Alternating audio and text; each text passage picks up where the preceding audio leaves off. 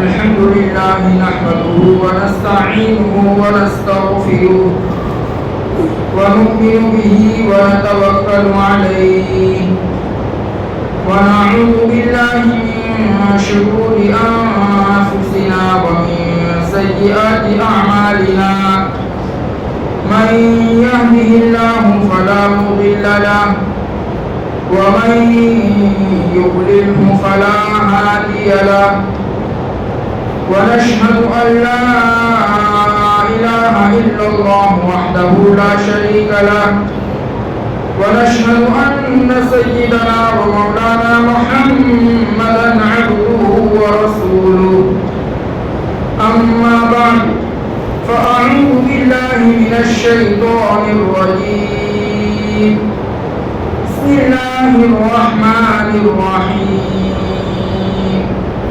قال الله تبارك وتعالى في سورة آل عمران لقد من الله على المؤمنين إذ بعث فيهم رسولا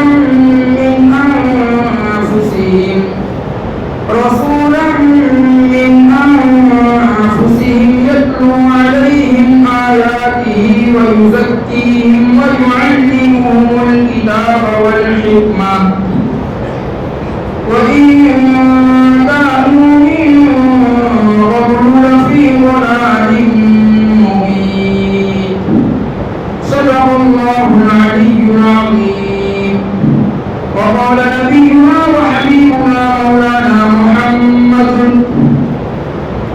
تركت فيكم أمرين لن تضلوا ما تمسكتم بهما كتاب الله وسنتي أو كما قال عليه الصلاة والتسليم اللهم صل على محمد وعلى آل محمد في أول كلامنا اللهم صل على محمد وعلى آل محمد في أوسط كلامنا اللهم صل على محمد وعلى آل محمد في آخر كلامنا محمد کی اطاعت دین حق کی شرط اول ہے صلی اللہ علیہ وسلم محمد کی اطاعت دین حق کی شرط اول ہے صلی اللہ علیہ وسلم اگر کسی میں ہو خامی تو سب کچھ نامکمل ہے محترم اور مکرم سامعین میرے عزیزوں اور دوستوں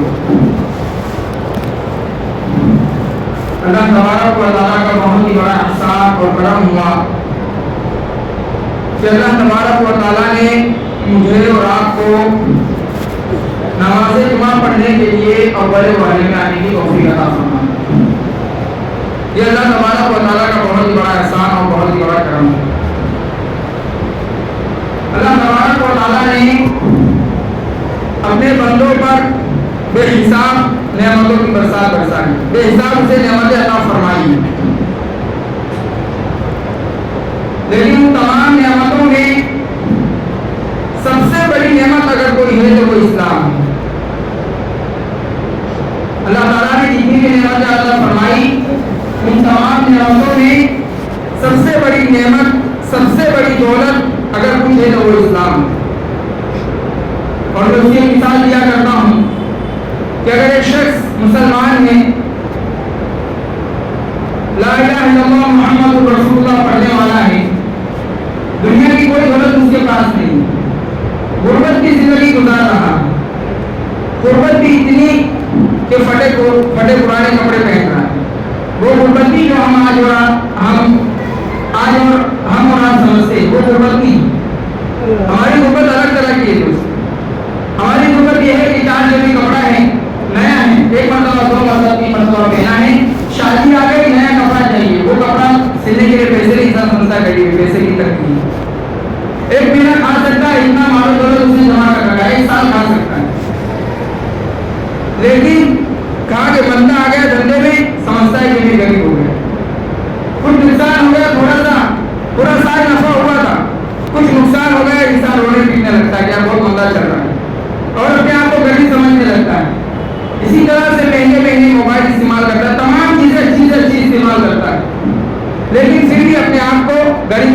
کہتا ہے کہ میں غریب ہوں. میرے دوستوں یہ غریبی. تو شخص کی غریبی کیسی ہے؟ کہا کہ صبح میں کھاتا ہے تو شام کو کیا کھائے گا اس کو پتا نہیں پڑتا. کہا کہ مانگ کے کھا لیا کبھی بھوکا سو گیا. اس طرح سے غربت کی زندگی گزار رہا ہوں. رہنے کے لیے گھر نہیں ہے, فٹ پاتھ پہ سو رہا ہے, لیکن اس کے پاس دولت اسلام ہے. اسلام کی نعمت اس کے پاس موجود ہے.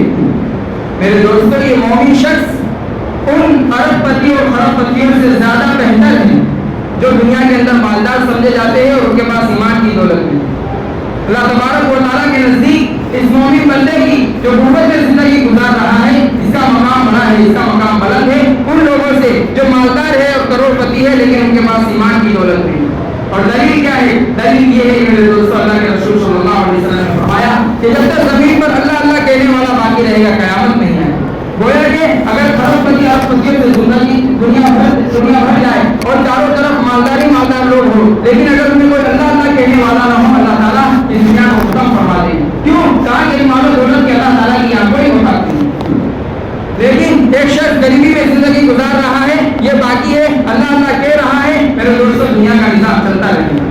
بہرحال تو اللہ تبارک و تعالیٰ نے بے شمار نعمتیں عطا فرمائی اور بہت ساری نعمتوں کا تذکرہ قرآن مجید میں بھی اللہ تبارک و تعالیٰ نے فرمایا ہے.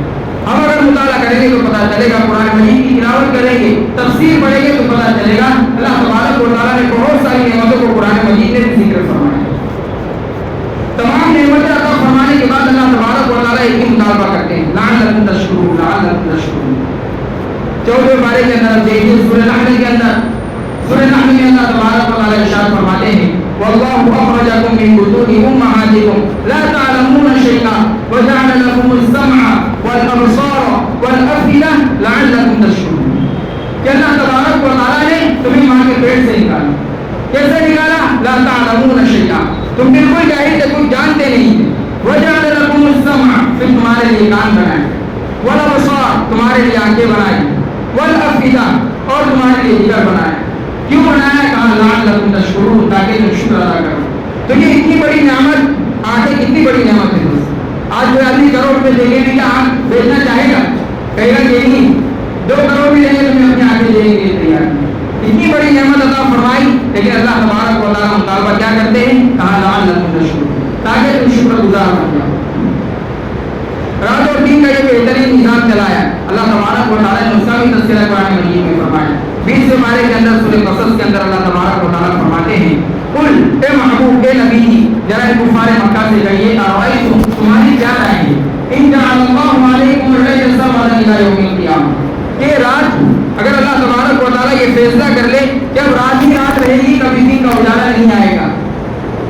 اگر اللہ تبارک و تعالیٰ یہ فیصلہ کر لے کہ اب کبھی سورج نکلنے والا نہیں ہے بلکہ قیامت تک کے لیے رات ہی رات رہے گی, من الہ غیر اللہ یأتیکم بضیاء, تو ذرا بتاؤ اللہ تبارک و تعالیٰ کے علاوہ کون سا معبود ہے اور کون سی وہ طاقت ہے اور کون سی وہ سائنس ہے جو تمہارے لیے دین کی روشنی لے کر آئے؟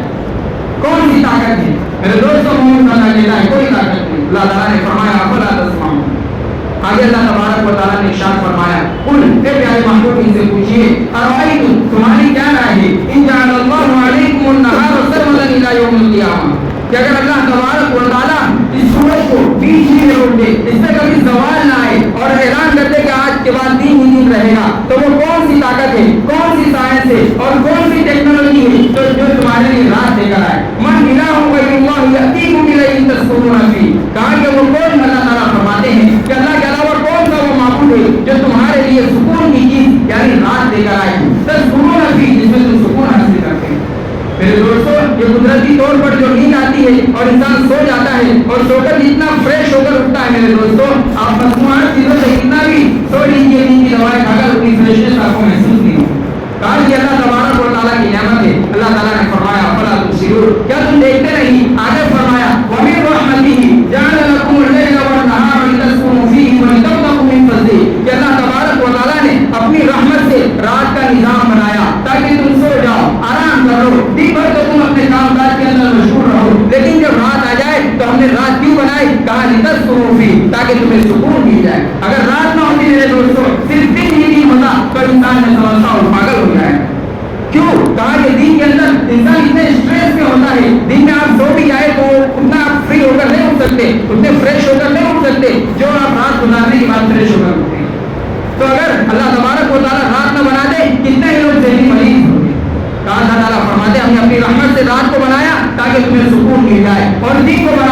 تاکہ تمہارے معاش کا انتظام ہو جائے. اگر اللہ تبارک و تعالیٰ دین کو نہ بناتے یہ سورج نہ نکلتا میرے دوستوں اس زمین کے اوپر ایک بھی پیڑ پودا نہ ہوتا, برسات برسنا بند ہو جائے گا, کیونکہ جو پانی ہے اللہ تبارک و تعالیٰ اپنی قدرت سے اسے سورج کے ذریعے سے بادلوں کی شکل میں اٹھاتے اور پھر جہاں جاتے وہاں برساتے. پورا نظام کا ہم برام ہو جاتا. تو کتنی بڑی نعمت اللہ تبارک و تعالیٰ نے دین بنایا, رات بنائی اور رات کے اندر ہمیں سکون چین عطا فرمایا. اللہ تبارک و تعالیٰ ان تمام تذکرہ فرمانے کے بعد ان تمام چیزوں کا تذکرہ کرتے ہیں. آگے کہتے ہیں لعلکم تشکرون, کہا کہ تمام دے دیا شاید کہ تم میرا شکر ادا کرنے والے ہوتے ہیں. اور پھر مطالبہ ہی نہیں کیا, حکم بھی کیا کہ واشکروا لی, میرا شکر ادا کرنا, ولا تکفرون, اور میری نعمت کی نافرمانی نہ کرنا. کفار مکہ چونکہ کھیتیاں کیا کرتے تھے, اللہ تبارک و تعالیٰ نے ان سے کہا افرأیتم ما تحرثون, کیا وہ کھیتی جو تم بوتے ہو, وہ بیج جو تم بوتے ہو, کیا تم اسے نہیں دیکھتے؟ انتم تزرعونہ, کیا تم اس کو اگاتے ہو؟ ام نحن الزارعون, کیا اس کھیتیوں کو, ان پودوں کو, ان درختوں کو ہم اگانے والے ہیں. لو نشاء لجعلناہ حطاما, ہماری طاقت اتنی زبردست ہے کہ اگر ہم چاہتے تو اسے چورا کر دیتے تو پھر کیا ہوتا؟ کہ اللہ تبارک و تعالیٰ فرماتے ہیں فظلتم تفکہون انا لمغرمون بل نحن محرومون. اللہ تعالیٰ فرماتے ہیں اگر ہم ہماری طاقت سے, ہماری قدرت سے تمہارے اس کھیتی کو چورا کر دے, فظلتم تفکہون, تم باتیں کرتے رہ جاؤ گے, انا لمغرمون, ہائے ہم تو قرضدار ہو گئے, بل نحن محرومون, بلکہ ہم تو محروم ہو گئے. اللہ تبارک و تعالیٰ نے آگے پانی کا تذکرہ فرمایا افرأیتم الماء الذی تشربون, کہ میری نعمتوں کو کھا کر زندگی گزارنے والوں, میری سرزمین پر چلنے والوں, میری ہواؤں میں میری فضاؤں میں سانس لینے والوں, افرأیتم الماء الذی تشربون, جب تم پانی کا گلاس اپنے ہاتھ میں لینا تو تھوڑی دیر رک جانا اور سوچنا کہ وہ پانی جو تم پی رہے ہو اانتم انزلتموہ ام نحن المنزلون, کیا آسمانوں سے بادلوں کی شکل میں تم نے برسایا ہے یا ہم اس پانی کے اتارنے والے ہیں. آگے فرمایا لو نشاء جعلناہ اجاجا, اگر ہم چاہتے تو اس پانی کو کڑوا کر دیتے, فلولا تشکرون, پھر تم شکر ادا کیوں نہیں کرتے؟ میرے دوستوں یہی وجہ ہے کہ آپ پانی پینے کی بات کی وجہ دیکھیے, اللہ کے رسول صلی اللہ علیہ وسلم پڑھ رہے ہیں. یہ تواضع کا ایک مظہر بھی ہے کہ اللہ کے رسول صلی اللہ علیہ وسلم نے کس قدر تواضع کی. فرمایا الحمدللہ الذی جعلہ غدقا فرادا برحمتہ ولم یجعلہ ملحا اجاجا فی ذنوبنا, کہ اللہ تمام تعریفیں تیرے لیے ہیں کہ تم نے اپنی رحمت سے اس پانی کو میٹھا بنایا, پینے لائق بنایا, اور ہمارے گناہوں کی وجہ سے اسے کڑوا نہ بنایا. میرے عزیزوں اللہ کے رسول پڑھ رہے ہیں اللہ اکبر, کون رسول کہا لیغفر اللہ ما تقدم من ذنبہ وما تأخر. 26 بارے سے فتح کی دوسری آیت میں اللہ تبارک و تعالیٰ نے فرمایا کہ نبی جی آپ کے اگلے پچھلے گناہ تمام ہم نے معاف کر دیے. وہ نبی کہہ رہا ہے ولم یجعلہ ملحا اجاجا فی ذنوبنا, کہ ہمارے گناہوں کی وجہ سے اس پانی کو اللہ تعالیٰ آپ نے کڑوا نہیں کرتے. یہ آپ کا بہت بڑا احسان ہے. میرے دوستوں کہنے کا منشا یہ ہے کہ اللہ تبارک و تعالیٰ نے بہت ساری نعمتیں عطا فرمائی ہے. رات کی نعمت بھی دی, انسان کو کان دیے, آنکھیں دی, سوچنے سمجھنے کے لیے دل و دماغ عطا فرمائے, کمانے کے لیے دن بنایا, سونے کے لیے رات بنائی, آسمان سے بارش برسایا, پینے کے لیے پانی بنایا, کھیتیوں کے ذریعے سے مختلف اناج اور غلہ ہم تک پہنچایا. لیکن ہر جگہ اللہ تبارک و تعالیٰ نے ہم سے شکریہ کا مطالبہ کیا ہے. کہیں بھی احسان نہیں جتتا ہے, احسان ضرور ہے اللہ تبارک و تعالیٰ کا, لیکن احسان نہیں جتایا. لیکن بات کیا میرے اور آپ کے آقا تاجدار مدینہ احمد مجتبی محمد مصطفیٰ صلی اللہ علیہ وسلم کی آ جاتی ہے. اللہ کا قرآن پڑھتا ہے لقد من اللہ علی المؤمنین, کہ لوگوں اللہ تبارک و تعالیٰ نے تم پہ احسان کیا, اذ بعث فیہم رسولا من انفسہم, کہ اللہ تبارک و تعالیٰ نے تمہارے طرف تمہیں میں سے ایک رسول کو بنا کر بھیجا. وہ کیا کرتا ہے؟ کہا کہ وہ یزکیہم ویعلمہم الکتاب والحکمہ ویعلمہم الکتاب, کہا کہ وہ تمہارا تزکیہ کرتا ہے اور تمہیں تعلیم, کتاب کی تعلیم دیتا ہے اور حکمت کی تعلیم دیتا ہے. تو تمام چیزیں اللہ تعالیٰ عطا فرما رہے ہیں, ہر نعمت جس کا کوئی مول نہیں, جس کی کوئی قیمت نہیں, لیکن اللہ تعالیٰ شکریہ اللہ تبارک و تعالیٰ کے لیے احسان نہیں کرتا ہے. لیکن میرے دوستوں جب باری میرے اور آپ کے آقا کی آتی ہے تو قرآن کہتا ہے لقد من اللہ علی المؤمنین, اللہ تبارک و تعالیٰ نے تم پر احسان کیا ہے. پتہ چلا اللہ کے رسول صلی اللہ علیہ وسلم کی امت میں پیدا ہو جانا یہ اللہ تبارک و تعالیٰ کی بہت بڑی نعمت ہے, بہت بڑی نعمت. اور کتنی بڑی نعمت ہے, ہم گنہگاروں کو دنیا میں تو اتنا سمجھ میں نہیں آتا, لیکن جب آخرت میں میرا رسول ہماری اور آپ کی مغفرت کروائے گا اس وقت پتہ چلے گا کہ اللہ کے رسول صلی اللہ علیہ وسلم کی امت میں پیدا ہونا کتنی بڑی نعمت اور اللہ تبارک و تعالیٰ کا کتنا بڑا احسان. میرے عزیزوں اب اس احسان کا کیا بدلہ ہے, کیا طریقہ ہے, اور قرآن کیا کہتا ہے؟ قرآن کہتا ہے قل ان کنتم تحبون اللہ فاتبعونی یحببکم اللہ ویغفر لکم ذنوبکم, کہ اگر تم اللہ تبارک و تعالیٰ سے محبت کرتے ہو, اللہ کے رسول صلی اللہ علیہ وسلم فرماتے ہیں فتقیونی، میری اتباع کرو، میری پیروی کرو، میرے راستے پہ چلو۔ اللہ کے رسول صلی اللہ علیہ وسلم کے طریقے کیا ہے؟ کہاں کی سنت کے راستے، نقش قدم نبی کے ہے جنت کے راستے۔ شاید نے بہت بہتر بات کہی کہ نقش قدم نبی کے ہے جنت کے راستے، اللہ سے نبھاتے ہیں سنت کے راستے۔ میرے دوستوں یہ انبیاء جتنے بھی آئے وہ اللہ تعالیٰ کے اللہ تعالیٰ تک بندوں کو پہنچانے کے لیے آئے، اللہ تعالیٰ کا تعارف کرانے کے لیے۔ تو ہمیں اور آپ کو چاہیے کہ ہم سنت طریقے اپنی زندگیوں کے اندر لائیں۔ صرف کچھ ایام کے لیے، کچھ مدت کے لیے خوشیاں منا لینا میرے دوستوں، یہ آپ علیہ السلام کی جو قیادت ہے اس کی عزت اس طرح سے نہیں ادا ہوگا، بلکہ ہمیں چاہیے کہ ہم زندگی کے ہر شعبے میں سنت طریقے کو فالو کریں۔ جب بھی کوئی کام آئے ہم سوچیں کہ اس میں اللہ کے رسول صلی اللہ علیہ وسلم کا طریقہ کیا تھا، آپ علیہ السلام نے کیا رہنمائی بتلائی ہے، کن چیزوں سے روکا ہے، کن چیزوں سے منع فرمایا ہے، کن چیزوں کا کرنے کا حکم دیا ہے، ان تمام چیزوں کو اپنی زندگی کے اندر لانا ہوگا۔ ورنہ میرے دوستوں صرف زبانی طور پر ہم کہہ دیں گے میرے دوستوں یہ نجات کے لیے ذریعہ نہیں بنے گا۔ آپ اگر تاریخ پڑھیے یا کتابیں پڑھیے پتہ چلے گا بڑی الفاظ میں، بڑے بڑے اونچے اونچے الفاظ میں غیر مسلموں نے آپ علیہ السلام کی تعریف کی، غیر مسلموں نے آپ علیہ السلام کی حیات طیبہ میں کتابیں لکھی۔ تو میرے دوستوں یہ چیزیں صرف کافی نہیں ہے، بلکہ ابو جہل یا ابو لہب کے بارے میں آتا ہے کہ اس نے جب آپ علیہ السلام کی تعریف بہت بڑی انداز میں کی، بیان بڑے اونچے الفاظ آپ علیہ السلام کی شان میں کہے، لیکن کیا یہ الفاظ اسے دوزخ سے بچا سکتے؟ کہا کہ نہیں بچا سکتے۔ کہا کہ نہیں بچا سکتے؟ کہا کہ اس نے اللہ کے رسول صلی اللہ علیہ وسلم کی بات نہیں مانی۔ میرے دوستوں آج میری اور آپ کی زندگی سنتوں سے خالی ہوتی چلی جا رہی ہے، اور سنتیں تو چھوٹیے فرائض میں ہماری زندگیوں سے چھوٹتے چلے جا رہے ہیں، اور چھوٹتے تو جا رہے ہیں، اسے لانے کی کوئی کوشش نہیں کی جائے، نئی نئی چیزیں ایجاد کی جا رہی ہے، بٹے بنایا جا رہا ہے، یونیورسٹی سے بنایا جا رہا ہے، اور پتہ نہیں کیا کیا بنایا جا رہا ہے، روکا نہیں جا رہا ہے۔ جو جن چیزوں پر کرنے کا حکم دیا گیا تھا، جن کے لیے باضابطہ ہمارے یہاں جماعتیں ہونی چاہیے تھی، اس کی طرف ہماری بالکل توجہ نہیں، اور نئی نئی چیزیں ہم اپنی امت کے اندر ڈالتے چلے جا رہے ہیں۔ میرے عزیزوں یہ شادی برات وغیرہ یہ تمام چیزیں اسلام میں نہیں ہیں، اور ناچنا گانا اس کی تو کیا ہے حقیقت ہے؟ اس کو یہ کہنا کہ ناجائز حرام ہے، مجھے شرم آتی ہے کہ مسلمانوں کو کہا جا رہا ہے، بچہ جانتا ہے کہ ناچنا گانا یہ اسلام میں حرام۔ لیکن آج اگر زندگیوں کا جائزہ لیا جائے، ایک آدمی آسمان سے اترے اور مسلمانوں کی گلیوں کا چکر لگائے تو اسے محسوس ہوگا کہ اسلام میں گانا بجانا چاہیے، کیونکہ گھروں سے گانے کی آواز آ رہی ہوگی، چھوٹے چھوٹے بچے چھڑک رہے ہوں گے سنگیتوں کو، ہر ایک کے ہاتھ میں موبائل، اور اس طرح سے ہم نے ماحول کریٹ کر دیا، بنا دیا کہ دیکھنے والا ایک غیر مسلم جو اسلام کو سمجھنے کے لیے ہمارے قریب آئے گا وہ سمجھے گا کہ وہ تمام چیزیں جو ہم کرتے ہیں وہ اسلام کے اندر ہر ایک چیز کا فرق ہے، وہ لا الہ الا اللہ کا، اس کے علاوہ کچھ فرق نہیں، کیونکہ کوئی فرق ہی نظر نہیں آ رہا، وہ ہماری بھی تالیاں نہیں، ان کی بھی تالیاں نہیں، وہ بھی سن کھاتے ہیں ہم بھی سن کھاتے ہیں، یہ پورے یہ اللہ کے باقی بنے ہوئے، اگر ان کا مطلب سچا ہوتا تو یہ ضرور اسلام پہ عمل کرے۔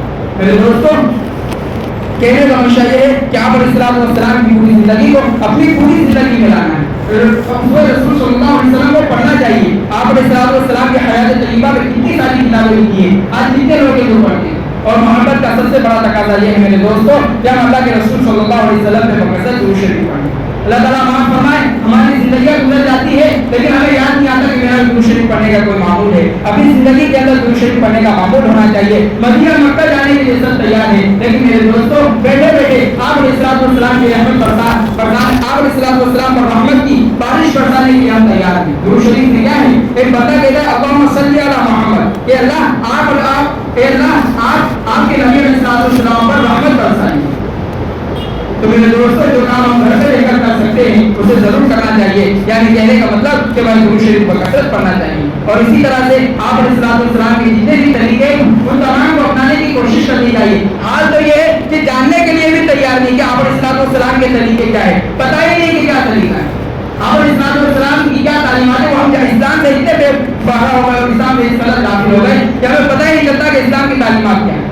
عمل نہیں ہو وہ دوسری بات ہے، لیکن میرے دوستوں کی علم تو ہونا چاہیے، کم سے کم ہونا چاہیے کہ ہونا چاہیے، ضرور ہونا چاہیے۔ لیکن میرے دوستوں اس کے لیے کیا کرنا ہوگا؟ کہا کہ اس کے لیے تھوڑی فکر کرنا ہوگی۔ اگر ہم فکر کر لیں گے تمام چیزیں آسان ہو جائیں گی۔ پوری بات کا خلاصہ یہ ہے کہ اللہ تعالیٰ نے جو کروڑوں نعمت عطا فرمائی، ان تمام نعمتوں میں سب سے بڑی نعمت وہ آپ علیہ السلام کی ذات اقدس ہے اور ان کی اپنی امت میں پیدا ہو جانا ہے۔ اب اس کا شکریہ کیا ہے؟ اس کا شکریہ یہ ہے کہ اللہ تبارک و تعالیٰ نے قرآن مجید میں فرمایا بھی کہ تمہارے لیے بہترین آیت قرآن ہے، یہ آپ علیہ السلام ہے، وہ کہ انہوں نے آیت پڑھ کر سنا تھا۔ تو میرے دوستوں ہمیں اور آپ کو بھی عملی طور پر بھی زبان سے تو الحمدللہ سے سمجھتے کہ اللہ کے نبی ہمارا آئیڈیا ہے اور ان کے طریقوں کو چلنا ہے، لیکن عملی طور پر بھی کرنے کی کوشش کرنی چاہیے۔ سب کریں گے انشاءاللہ۔